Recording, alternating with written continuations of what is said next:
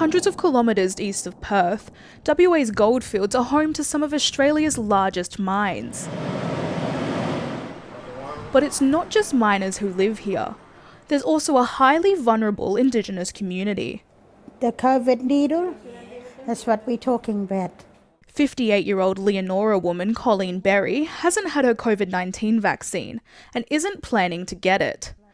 I think we're quite safe out here. Yeah, it's just when we go to Perth for medical reasons and that we have to be careful. Like we got beautiful fresh air. Misconceptions like this concern long-time Kalgoorlie doctor Christine Jeffries-Stokes. The risk for Aboriginal people who've got a lot of other illness is extremely high. So I think it's terrifying. But she's also worried about misinformation after receiving this email from the so-called Australian Indigenous Prayer Network. It talks about the vaccine having particles that they call luciferin, which is they then relate to the devil, Lucifer, which is not what it's all about at all. The emails also wrongly claim the vaccines implant digital devices to monitor people, and that they may have been tested on aborted baby stem cells, which would go against Christian values. A particular cell line from a fetus aborted in the Netherlands in 1973 has been used for developing many vaccines, including AstraZeneca, but there has been no testing involving the cells of newly aborted fetuses. Dr. Stokes is married to a pastor who supports the vaccine.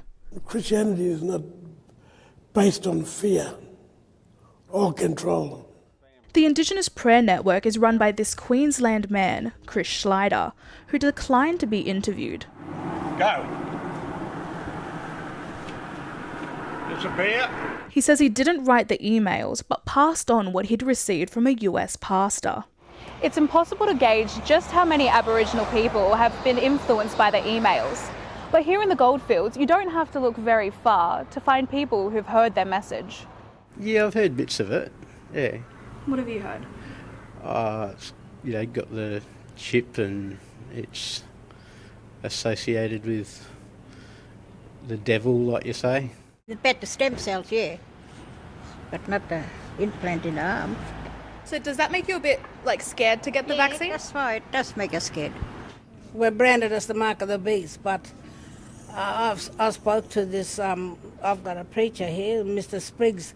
I've asked him all about it, and he said he's going to have one, so if he's going to have one, I'm going to have one. Late last month, just 45 or less than 3% of Aboriginal people in Kalgoorlie-Boulder had received one vaccine dose, and just 14 or less than 1% had received two. There's no doubt that they need to improve. And we're concerned about needing to pursue the bottom end of Western Australia and some other places in Australia. Kalgoorlie's Indigenous Health Service, Bigagun Baringu, believes misinformation is partly to blame.